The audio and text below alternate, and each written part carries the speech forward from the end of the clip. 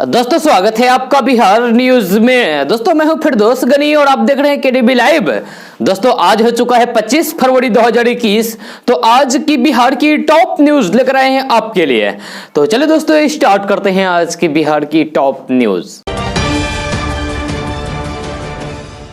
दोस्तों बिहार में नेता प्रतिपक्ष तेजस्वी यादव कल विधानसभा में पूरे फॉर्म में दिखे। जी हां, वही उन्होंने नीतीश सरकार की एक एक गलतियों को सबके सामने रखा और कई सवाल भी खड़े किए। जी हां, वही अब तेजस्वी यादव सोशल मीडिया के जरिए मुख्यमंत्री नीतीश कुमार पर प्रहार कर रहे हैं। इसके साथ ही उन्होंने नीतीश कुमार और भाजपा के राज को ही महाजंगल राज करार दे दिया है। जी हां, दरअसल नेता प्रतिपक्ष तेजस्वी यादव ने कहा है कि राजद कार्यकाल को दुष्प्रचार के दौरान जंगल राज कहकर बदनाम कर दिया गया, जबकि एनसीआरबी के आंकड़े बताते हैं कि नीतीश बीजेपी राज ही असल महाजंगल राज है, वह भी तब जब 2000 के पहले की तुलना में अभी के बिहार की जनसंख्या बहुत छोटा है। ये झूठ के बादल सच के सूरज को छुपा नहीं सकते हैं। उनका साफ कहना है कि बिहार क्षेत्रफल की दृष्टि से छोटा है, फिर भी यहां अपराध पर नियंत्रण नहीं लग पा रहा है। वही कानून व्यवस्था को लेकर भी विधि व्यवस्था की स्थिति बदहाल बनी हुई है। दोस्तों बिहार के मुख्यमंत्री नीतीश कुमार ने कल इशारों में असदुद्दीन ओवैसी की पार्टी एआईएमआईएम टूटने का ऐलान कर दिया है। इसी दौरान नीतीश ने विधानसभा में हंगामा कर रहे लेफ्ट के विधायकों को नसीहत भी दे डाली है। नीतीश कुमार ने कहा है कि आप लोग पहली बार इतनी बड़ी संख्या में चुनकर आए हैं, थोड़ा धीरज रखिए। कल जब सीएम नीतीश कुमार राज्यपाल के अभिभाषण पर सरकार की ओर से जवाब दे रहे थे तो एआईएमआईएम के विधायक अख्तरुल ईमान लगातार हंगामा कर रहे थे। जी हां, अख्तरुल ईमान ने सदन में खड़े होकर पूर्णिया को राजधानी बनाने का प्रस्ताव रख दिया। नीतीश कुमार ने उनके इस प्रस्ताव को खारिज कर दिया तो एआईएमआईएम के बाकी विधायकों के साथ वॉकआउट करने लगे। यह देखकर नीतीश कुमार ने आगे कहा है कि आप लोग सदन में बैठकर सुन लीजिए, आगे काम आएगा। जी अख्तरुल ईमान की ओर से इशारा करते हुए नीतीश कुमार ने कहा है कि आरजेडी जेडीयू के बाद अब ये आपकी तीसरी पार्टी है। अगर ऐसा ही चलता रहा तो फिर जल्द आप अकेले रह जाएंगे। जी आपको बता दूं कि 28 जनवरी को एआईएमआईएम के 5 विधायक मुख्यमंत्री नीतीश कुमार के आवास पर मुख्यमंत्री नीतीश कुमार से मुलाकात कर चुके हैं और वे इसी तरफ इशारा कर रहे थे। नीतीश कुमार के ये कहने के बाद ही ऐसा माना जा रहा है कि एलजेपी के बाद जेडीयू के निशाने पर अब एआईएमआईएम के विधायक हैं। जी हां, बिहार विधानसभा चुनाव 2020 में एआईएमआईएम ने 5 सीटों पर कब्जा किया था। सीमांचल इलाके में पहली बार जोकीहाट से शाहनवाज आलम, अमौर से अख्तरुल ईमान, बायसी से सैयद रुकनुद्दीन, बहादुरगंज से अंजार नईमी और कोचा धमन से इजहार अस्पी एआईएमआईएम से विधायक हैं। जी हां, ऐसी खबर है कि ये ओवैसी के रवैये से नाराज हैं और जल्द ही जेडीयू ज्वाइन कर सकते हैं। दोस्तों मार्च का महीना फाइनेंशियल ईयर का महीना होता है। इस महीने में आमतौर पर बैंकों से जुड़े कामकाज कुछ ज्यादा बढ़ जाते हैं। आपको बता दूं कि इस मार्च के महीने में 11 दिन बैंक बंद रहेंगे। ऐसे में अगर आपको कोई भी बैंकिंग कार्य बैंक ब्रांच में जाकर निपटाना है तो फिर यह जरूर जान लेना चाहिए कि उस दिन बैंक में छुट्टी ना हो। आरबीआई के दिशा निर्देश के अनुसार देश में कार्यरत बैंक रविवार के अलावा महीने के दूसरे और चौथे शनिवार को बंद रहते हैं। जी हां, साथ ही मार्च में कुछ अतिरिक्त छुट्टियां भी है और कुछ क्षेत्रीय त्योहार भी है। इन त्योहारों पर देश के कुछ राज्यों में बैंकों की छुट्टियां होगी। तो आइए जानते हैं कि मार्च महीने में किन किन तारीखों को बैंक बंद रहने वाले हैं। सबसे पहले जान लेते हैं कि 5 मार्च को कैप्चर कट पड़ता है। इस दिन अजीवाल में सारे बैंक बंद रहेंगे। जी हां, 11 मार्च को महाशिवरात्रि है। इस दिन देश के कई राज्यों में बैंकों में कामकाज बंद रहेगा। 13 मार्च को महीने का दूसरा शनिवार होने की वजह से अवकाश रहेगा, यानी कि छुट्टी होगा। जी हां, 14 मार्च को रविवार होने की वजह से बैंकों का साप्ताहिक अवकाश रहेगा। 15 मार्च के दिन सोमवार को कुछ बैंक यूनियनों ने हड़ताल करने की घोषणा की है। 21 मार्च यानी कि रविवार होने की वजह से बैंकों का साप्ताहिक छुट्टी रहेगा। 22 मार्च को बिहार दिवस है। ऐसे में बिहार राज्य में लगातार 2 दिन तक बैंक बंद रहेंगे। 27 मार्च को चौथा शनिवार होने की वजह से देश भर में बैंक बंद रहेंगे। 28 मार्च को रविवार है, लिहाजा देश के कुछ राज्य में लगातार 4 दिन बैंक बंद रहेंगे। 29 और 30 मार्च को होली का त्योहार होने की वजह से बैंकों में अवकाश रहेगा, यानी कि छुट्टी रहेगा। दोस्तों कोसी के लोगों को अब बाढ़ से मुक्ति मिलेगी। जी हां, सरकार ने कोसी मेची लिंक परियोजना को हरी झंडी दे दी है। कोसी बेसिन से महानंदा बेसिन में जलांतरण के लिए महत्वपूर्ण योजना कोसी मेची लिंक परियोजना को केंद्र सरकार का इन्वेस्टमेंट क्लियरेंस मिलने से जल्द ही इस पर काम शुरू होने की उम्मीद जगी है। उप मुख्यमंत्री तारकिशोर प्रसाद द्वारा विधानसभा में वर्ष 2021-22 के लिए पेश किए गए बजट में इस योजना को प्रमुखता दी गई है। कोसी मेची लिंक परियोजना 14 पर काम पूरा होने से कोसी बेसिन से महानंदा बेसिन तक पानी आसानी से पहुंचाई जा सकेगी। बाढ़ और बरसात के मौसम में कोसी के हाई फ्लो लेवल तक पहुंचने की स्थिति में पानी महानंदा बेसिन में तथा महानंदा के उफान पर होने की स्थिति में पानी कोसी बेसिन तक नहरों के माध्यम से पहुंचाया जाएगा। इस परियोजना से कटिहार सहित सीमांचल के लोगों को बाढ़ की विभीषिका से राहत मिलेगा। जी हां, वही कटिहार, अररिया, किशनगंज और पूर्णिया जिले के 2,14,000 हेक्टेयर में किसानों को सिंचाई की सुविधा उपलब्ध होगी। जी हां, राज्य में नदियों को जोड़ने के लिए सरकार द्वारा बनाई गई योजना में यह सबसे महत्वपूर्ण योजना है। कोसी और महानंदा नदी के बेसिन में नहरों से पानी पहुंचने से आसपास के किसान अपने खेतों तक सिंचाई के लिए पानी आसानी से ले जा सकेंगे।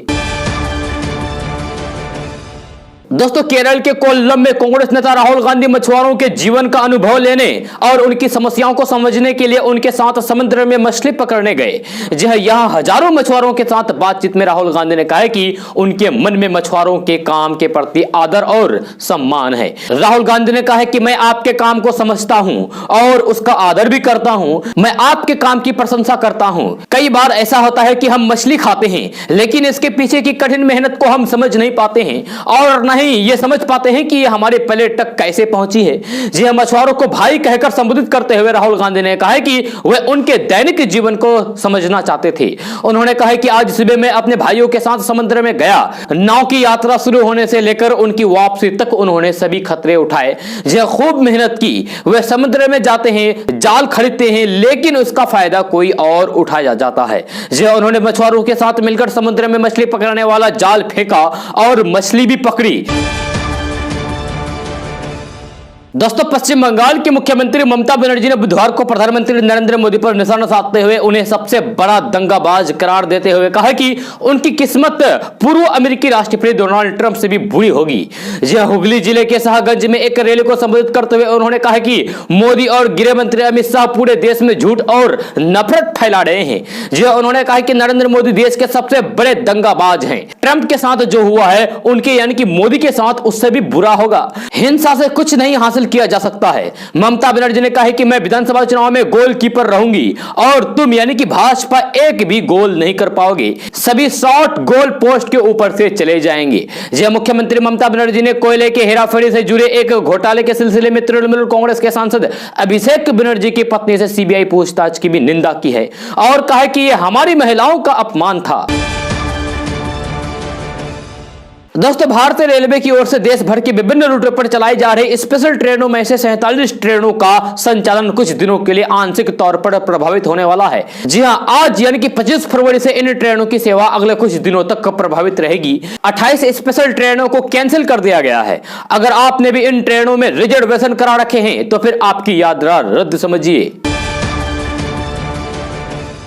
दोस्तों, बिहार में नेता प्रतिपक्ष तेजस्वी यादव ने एक बार फिर से नीतीश मुक्त बिहार का मुद्दा उठाया है। जी हां, नीतीश मुक्त बिहार का मुद्दा उठाया है। इसकी वानगी बिहार विधानसभा के बजट सत्र के दौरान भी दिखी। दरअसल बिहार विधानसभा बजट सत्र के तीसरे दिन जब राज्यपाल के अभिभाषण पर वाद विवाद चल रहा था तो विपक्ष की तरफ से नेता प्रतिपक्ष तेजस्वी यादव ने सदन में नीतीश सरकार को घेरा।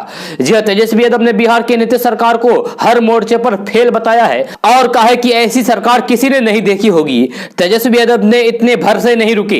जी हां, उन्होंने मुख्यमंत्री नीतीश कुमार को बीजेपी का स्टेपनी बता दिया है। तेजस्वी यादव ने जेडीयू और बीजेपी को एक साथ घेरा है। जी हां, बीजेपी पर तंज कसते हुए तेजस्वी यादव ने कहा कि भाजपा वाले आत्मनिर्भर भारत का अभियान चला रहे हैं, लेकिन जरा गौर करिए कि बिहार में खुद बीजेपी ही आज तक आत्मनिर्भर नहीं बन पाई। ऐसे में भाजपा वाले देश को आत्मनिर्भर बनाएंगे। नेता प्रतिपक्ष तेजस्वी यादव ने कहा कि जब तक बिहार में नीतीश कुमार मुक्त नहीं होगा तब तक बीजेपी आत्मनिर्भर नहीं हो पाएगी। राज्यपाल के अभिभाषण पर चर्चा करते हुए तेजस्वी यादव ने कहा कि हर विभागों में घोटाले हो रहे हैं, लेकिन क्या मजाल कोई सवाल उठा दे।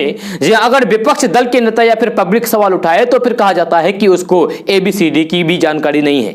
लगता है कि मुख्यमंत्री नीतीश कुमार को ही सबसे अधिक जानकारी है। सदन के सभी सदस्यों को जानकारी नहीं है और सबसे अधिक इन्हीं को जानकारी है। अगर मुख्यमंत्री जी को इतनी ही जानकारी है तो फिर अपने अज्ञानी मंत्रियों को ही क्यों नहीं एबीसीडी का ज्ञान देते हैं। तेजस्वी यादव ने कहा कि जब आप बिहार में आवाज आवाज उठाते हैं तो दबाने की कोशिश की जाती है। सरकार दोषी अधिकारियों को बचाने में जुटी हुई रहती है। अगर पत्रकार या फिर नेता सवाल उठाते हैं तो फिर केस दर्ज किया जाता है। बीजेपी पर तर्ज करते हुए तेजस्वी यादव ने कहा है कि बीजेपी का मतलब है बड़का झुट्टा पार्टी। नीतीश कुमार सबसे बड़ा झुट्टा पार्टी की गोद में बैठे हुए हैं। हमें एबीसीडी का ज्ञान नहीं होने की बात कहते हैं। जी कहते हैं कि 43 पर पहुंच गए। अब तो मुख्यमंत्री नीतीश कुमार खुद बीजेपी की स्टेपनी हो गए हैं। दोस्तों बिहार में फिर से छेड़छाड़ की घटना सामने आने लगी है। जी हां, बिहार के गया में छात्रा के साथ छेड़छाड़ी का वीडियो सोशल मीडिया पर वायरल होने के बाद पुलिस हरकत में आई। मामले में 3 आरोपी युवकों को गिरफ्तार कर लिया गया। वायरल वीडियो में छात्रा मंचलों से हाथ जोड़कर विनती करते हैं कि उसे छोड़ दें, लेकिन लड़के उसके साथ लगातार छेड़छाड़ और फिर बदसलूकी करते नजर आ रहे हैं। जी हां, हम आपको ये वीडियो नहीं दिखा सकते हैं क्योंकि ये वीडियो बहुत ही अश्लील है। इस घटना की जानकारी जैसे ही पुलिस को लगी, गया के एसएसपी आदित्य कुमार ने तुरंत ही लड़कों की गिरफ्तारी के आदेश दे दिए। जी हां, गया पुलिस ने 3 युवकों को गिरफ्तार किया जिन्होंने एक स्कूली लड़की से कथित तौर पर छेड़छाड़ की। साथ ही इस हरकत को मोबाइल कैमरे में कैद करके वीडियो को सोशल मीडिया पर वायरल कर दिया। जी हां, गया के एसएसपी आदित्य कुमार ने कहा है कि वायरल वीडियो में दिखाई देने वाले छेड़छाड़ के आरोपियों की पहचान छोटी कुमार, रोहित गोस्वामी और श्रवण कुमार के रूप में हुई है। एसएसपी ने बताया कि आरोपियों को फतेहपुर थाना क्षेत्र से गिरफ्तार किया गया है। दोस्तों अभी कांग्रेस में सब कुछ ठीक ठाक नहीं चल रहा है। राहुल गांधी ना तो कांग्रेस अध्यक्ष है और ना ही संसदीय दल के नेता हैं, लेकिन फिर भी पार्टी और संसद में उनकी तूती बोलती है। वे किसी का भी लिहाज नहीं करते हैं। वे अपनी बात मनवाने के लिए बड़ी कठोरता से काम लेते हैं और अपनी मर्जी से पार्टी में अपने खासम खासों को नियुक्त करते हैं, यानी कि बहाली करते हैं। जिस प्रकार कांग्रेस के वरिष्ठ नेता गुलाम नबी आजाद को बाहर का रास्ता दिखाया गया, उससे बागियों के ग्रुप 23 को यह साफ हो गया है कि उनके साथ भी यही बर्ताव किया जाएगा। हालांकि प्रियंका गांधी ने गुलाम नबी आजाद और आनंद शर्मा के साथ बैठक करके मामले को संभालने की कोशिश की है, लेकिन राहुल इन सब बातों की परवाह नहीं करते हैं।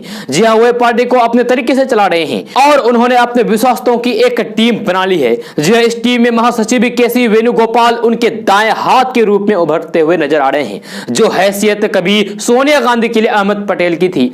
जी हां, वहीं आज राहुल गांधी के वेणुगोपाल हासिल कर चुके हैं। दोस्तों राष्ट्रपति रामनाथ कोविंद ने कल दुनिया के सबसे बड़े और अत्याधुनिक सरदार पटेल क्रिकेट स्टेडियम का उद्घाटन किया, जिसका नाम अब देश के प्रधानमंत्री नरेंद्र मोदी जी के नाम पर नरेंद्र मोदी स्टेडियम होगा।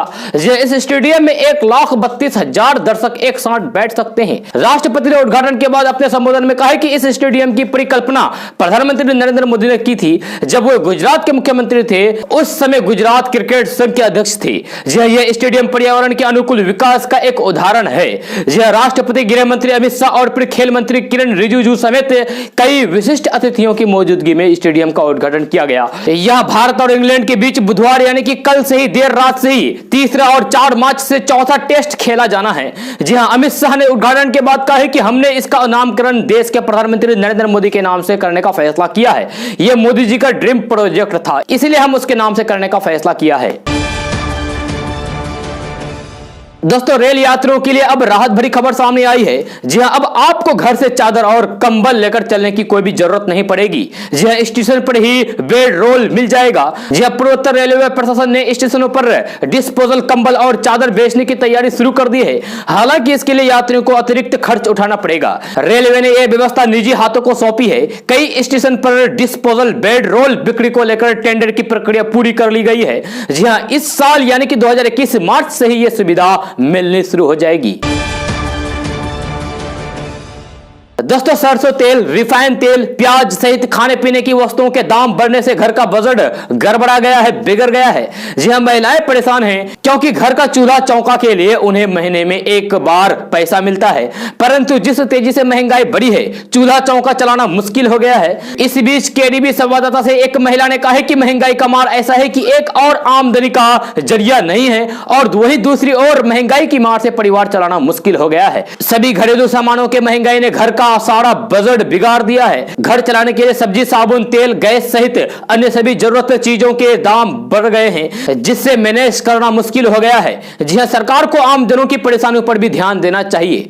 आपको बता दूं कि सब्जियों के दाम आसमान छूने लगे हैं। आए दिन गैस सिलेंडर के दामों में भी इजाफा होने लगा है, जिससे जितने पैसे में एक सप्ताह तक घर चलता था, अब 2-3 दिन तक ही घर चलाना मुश्किल हो गया है। जी हां, अगर महंगाई को रोका नहीं गया तो फिर संकट में आ जाएगा।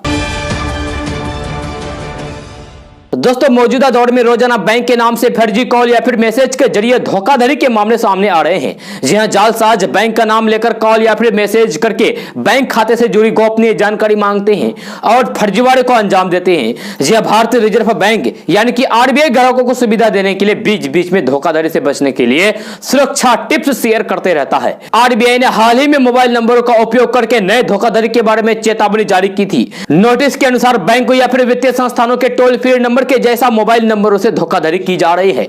जी हां, आरबीआई ने बताया कि फ्रॉड करने वाले वित्तीय संस्थानों के टोल फ्री नंबरों के तरह मोबाइल नंबर रखते हैं और संस्था के नाम के साथ ट्रू कॉलर जैसे ऐप पर नंबर सेव कर देते हैं। भारतीय रिजर्व बैंक ने फिर से एक बार चेतावनी जारी की है। जी हां, आरबीआई ने अपने ट्विटर हैंडल के जरिए बताया कि ग्राहक अपना पिन, ओटीपी और बैंक खाते से जुड़ी किसी भी जानकारी को शेयर ना करें। केंद्रीय बैंक ने कहा है कि अगर किसी भी ग्राहक का कार्ड चोरी हो जाता है या फिर खो जाता है तो फिर तुरंत कार्ड को ब्लॉक करा दे।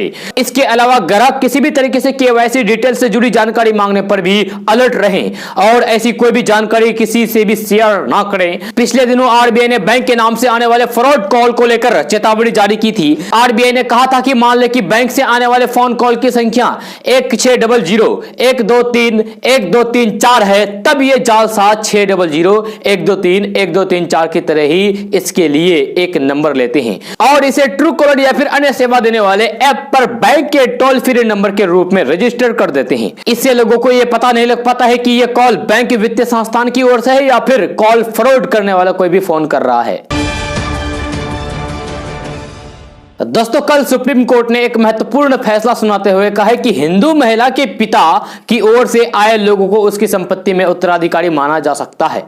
जी हां, ऐसे परिजनों को परिवार से बाहर का व्यक्ति नहीं माना जा सकता है। हिंदू उत्तराधिकारी कानून की धारा 15(1)(d) के दायरे में आएंगे और संपत्ति के उत्तराधिकारी होंगे। फैसले में सुप्रीम कोर्ट ने कहा है कि महिला के पिता की ओर से आए परिजन हिंदू उत्तराधिकारी कानून 1956 की धारा 15(1)(d) के तहत उत्तराधिकारियों के दायरे में आएंगे। दोस्तों, बिहार के हाई स्कूल और फिर इंटर स्कूलों में शिक्षकों की नियुक्ति यानी कि शिक्षकों की बहाली का मामला बीते कई दिनों से सुर्खियों में है। इस संबंध में शिक्षा मंत्री विजय कुमार चौधरी ने बताया कि बिहार के हाई स्कूल और फिर इंटर स्कूलों में शिक्षकों के 30,020 खाली पड़े पदों पर छठे चरण के शिक्षकों के नियोजन की कार्रवाई की जा रही है। पटना हाईकोर्ट द्वारा 24 मार्च 2020 को पारित आदेश के अनुपालन में इसे स्थगित किया गया है। जी हां, अब कोर्ट के आदेश को वापस लेने के लिए शिक्षा विभाग के स्तर से आवश्यक पहल की जा रही है।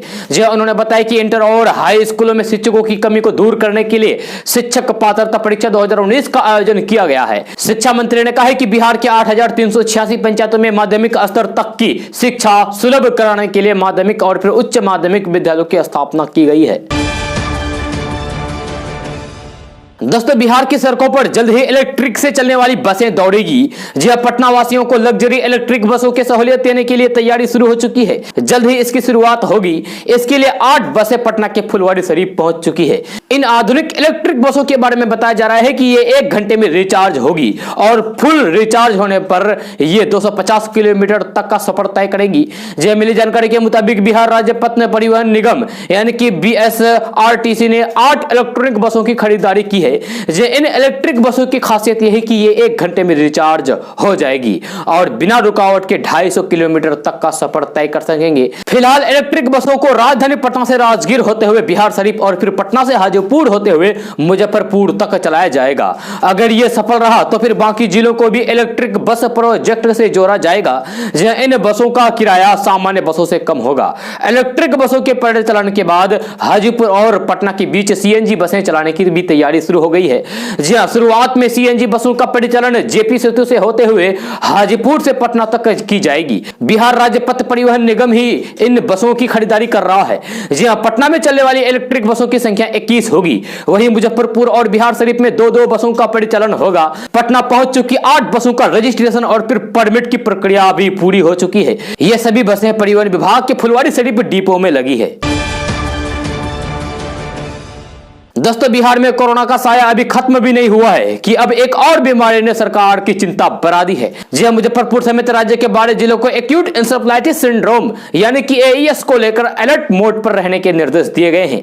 जी हां, मंगलवार को मुख्य सचिव दीपक कुमार ने सभी जिलों के डीएम एसपी के साथ ही कमिश्नर और फिर डीआईजी रैंक के अधिकारियों के साथ एईएस की समीक्षा की है। इस दौरान पटना के जिलाधिकारी चंद्रशेखर भी मौजूद रहे। जी हां, सरकार इस बीमारी को लेकर भी जरा भी चूक की गुंजाइश नहीं चाहती है।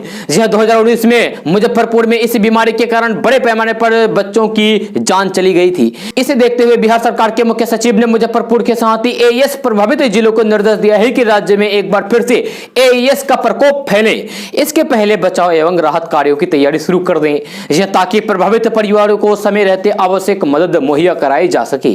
जिलाधिकारियों और सिविल सर्जनों को निर्देश दिया है कि वे अभी से ही जागरूकता अभियान चलाकर लोगों को एईएस के खतरों से बचाव की जानकारी दें। दोस्तों, बिहार में विधानसभा चुनाव के रिजल्ट के निकलने के बाद कांग्रेस के अंदर घमासान जारी है। अब कटिहार में कांग्रेस कार्यकर्ता एक दूसरे से भिड़ गए। दरअसल किसान सत्याग्रह पद यात्रा को लेकर बुधवार को कटिहार में कार्यक्रम का आयोजन किया गया था। इस दौरान जिलाध्यक्ष के रवैये से नाराज होकर कार्यकर्ताओं ने हंगामा शुरू कर दिया। जी हां, बात इतनी बड़ी कि हाथापाई की नौबत अभी आ गई। सब कुछ कांग्रेस पार्टी के बिहार प्रभारी भक्त चरण दास और फिर प्रदेश अध्यक्ष मदन मोहन झा की मौजूदगी में होता रहा। हंगामा करने वाले कार्यकर्ताओं ने कांग्रेस जिला अध्यक्ष प्रेम राय के बर्ताव पर सवाल उठाए। आरोप लगाया है कि उनके रवैये के कारण हंगामा करने को मजबूर होना पड़ा। दोस्तों, अगर आपको नासिक का प्याज महंगा लग रहा है तो फिर सस्ते में आपके पास 2 विकल्प हैं। बंगाल से आने वाला प्याज खरीद सकते हैं जो फुटक्कर में 42 रुपए प्रति किलो मिल रहा है। हालांकि ये प्याज नासिक के प्याज जितना सुंदर और फिर स्वादिष्ट नहीं होता है। इसके बाद नंबर आता है भावनगर यानी कि गुजरात के प्याज का, जिसने हाल ही में स्थानीय बाजार में दस्तक दी है। यह प्याज 45 रुपए किलो बिक रहा है। प्याज एक बार आम लोगों की पहुंच से दूर होता जा रहा है। यह बीते दिनों नासिक में हुई बारिश और फिर निर्यात पर रोक लगने से प्याज की कीमतें बढ़ती जा रही है। जी हां, महेवा मंडी में प्याज की थोक कीमत ही 4600 से लेकर 4800 रुपए क्विंटल हो गया है। इन पर 7 से 9 रुपए प्रति किलो मुनाफा लेकर फुटक्कर विक्रेता बेच रहे हैं। जबकि बंगाल में आने वाले प्याज 3600 से लेकर 3800 रुपए और फिर गुजरात का प्याज 4000 से लेकर 4300 रुपए क्विंटल है। सस्ता होने के बावजूद बंगाल का प्याज लोगों को कुछ खास पसंद नहीं आ रहा है। जी हां, प्याज न सिर्फ कच्चा है बल्कि देखने में भी नासिक के प्याज से कुछ अलग है। बहुत लोग सस्ता देकर उसे खरीद रहे हैं। इस प्याज को ज्यादा दिन तक नहीं रखा जा सकता है। दोस्तों, केंद्रीय मंत्री प्रकाश जावड़ेकर ने ऐलान किया है कि 1 मार्च से कोरोना वैक्सीनेशन का दूसरा चरण शुरू हो जाएगा। इस चरण के तहत 60 साल की उम्र के लोगों को वैक्सीन की डोज दी जाएगी। इसके अलावा 45 साल की उम्र वाले उन लोगों को भी वैक्सीन दी जाएगी जिन्हें पहले से कोई भी बीमारी है। मंत्री ने बताया कि 10,000 सरकारी और फिर 20,000 निजी केंद्रों पर लोगों को कोरोना की वैक्सीन दी जाएगी। केंद्रीय मंत्री ने आगे बताया कि सरकारी केंद्र पर लोगों को मुफ्त में वैक्सीन की डोज दी जाएगी। वहीं जो लोग निजी केंद्र से वैक्सीन लगवाएंगे उन्हें भुगतान करना होगा। दोस्तों, बिहार में जल्द ही 11,000 से अधिक पदों पर जल्द ही विशेषज्ञ और फिर सामान्य चिकित्सक और स्वास्थ्य कर्मियों की बहाली होगी। इन खाली पदों पर बहाली के लिए सामान्य प्रशासन विभाग के माध्यम से बिहार तकनीकी सेवा आयोग को अभियाचना भेजी जा चुकी है। कल विधान परिषद में स्वास्थ्य मंत्री मंगल पांडे ने इसकी जानकारी दी है। उन्होंने कहा कि राज्य में अभी विशेष चिकित्सा पदाधिकारी के 3,706 और सामान्य चिकित्सा पदाधिकारी के 2,632 पद खाली हैं। दोस्तों, बीजेपी ने गुजरात में 6 नगर निगमों के लिए हुए चुनाव में प्रचंड जीत हासिल की है। जी हां, सत्तारूढ़ बीजेपी ने राज्य के सभी 6 नगर निगमों अहमदाबाद, सूरत, वडोदरा, राजकोट, जामनगर और भावनगर में 576 में से 483 सीटें जीतकर सत्ता बरकरार रखी है। इन नगर निगमों के चुनाव के लिए मतदान 21 फरवरी को हुआ था। जी हां, बड़ी बात यह है कि राज्य की मुख्य विपक्षी पार्टी कांग्रेस को शर्मनाक हार का सामना करना पड़ा, जबकि आम आदमी पार्टी और फिर असदुद्दीन ओवैसी की ऑल इंडिया मजलिस-ए-इत्तेहादुल मुस्लिमीन ने इस बार बार झंडा गाड़ दिया है। यह दिलचस्प बात यह है कि सूरत में कांग्रेस को एक भी सीट हासिल नहीं हुई है। सभी नगर निगमों को मिलाकर कांग्रेस केवल 55 सीटों पर ही जीत दर्ज कर पाई है। कांग्रेस ने 3 नगर निगमों में केवल 1 अंक में सीट जीती है। कांग्रेस ने अहमदाबाद में 25, राजकोट में 4, जामनगर में 11, भावनगर में 8 और वडोदरा में 7 सीटें जीती है। यह राज्य में नगर निकाय चुनाव में पहली बार उत्तरी आम आदमी पार्टी ने 27 सीटों पर जीत हासिल की है और ये सभी सीटें उसने सूरत में जीती है। जी हां, आम आदमी पार्टी सूरत नगर निगम मुख्य विपक्ष के रूप में उभरी है। आम आदमी पार्टी ने 6 नगर निगमों में कुल 470 उम्मीदवार उतारे थे। दोस्तों, देश की राजधानी दिल्ली में कोरोना संकट के बीच सरकार ने बड़ा फैसला लिया है। जी हां, दिल्ली सरकार से जुड़े सूत्रों के मुताबिक कि दिल्ली में 5 राज्यों में पब्लिक ट्रांसपोर्टर से दिल्ली आने वाले लोगों को कोरोना नेगेटिव लेकर आना अनिवार्य होगा। कुछ राज्यों में कोरोना के बढ़ते मामलों के चलते दिल्ली सरकार ने यह फैसला लिया है। जी हां, महाराष्ट्र, केरल, छत्तीसगढ़, मध्य प्रदेश और पंजाब से दिल्ली आने वाले लोगों को कोरोना नेगेटिव दिखाने पर ही दिल्ली में एंट्री मिलेगी। यानी कि अगर आपके पास कोरोना नेगेटिव का सर्टिफिकेट होगा तभी आप दिल्ली में प्रवेश कर पाएंगे। दोस्तों, झारखंड के एक युवा साइंटिस्ट ने पेट्रोल डीजल की आसमान छूती कीमतों को राहत दिलवाने के लिए एक गोगो बाइक का आविष्कार किया है। जी हां, इसमें ना तो फ्यूल भरवाने की जरूरत है ना दूसरे किसी मेंटेन की। जी हां, आपको इसकी खासियत के बारे में बता रहे हैं। आप इसमें पेडल मारकर आप बैटरी को चार्ज करते रहिए। जी हां, और 35 किलोमीटर प्रति घंटा की रफ्तार से साइकिल बाइक को चलाते रहिए। जी हां, इसको बोलते हैं साइकिल बाइक, यानी कि आप इसमें बाइक भी चला सकते हैं और साइकिल भी चला सकते हैं। बाइक ऐसी कई खासियत समेटे हैं। इसका सिक्योरिटी सिस्टम भी जोरदार है। जी हां, ये बाइक कार की तरह ही रिमोट चाबी से लॉक ऑन लॉक और फिर स्टार्ट होती है। इसमें किसी ने हाथ लगाने की कोशिश की तो फिर ये अलार्म बजने लगता है। जी हां, लॉक होने के बाद पेडल और फिर चक्के जाम हो जाते हैं। बाइक के आगे प्रोजेक्टर लाइट भी लगी है। जी हां, इसे बनाने वाले कामदेव पानु यूं तो पेशे से साइंटिस्ट हैं, लेकिन इन्होंने कोई भी इंजीनियरिंग की डिग्री नहीं ली है। जी हां, ये सरायकेला के रहने वाले हैं।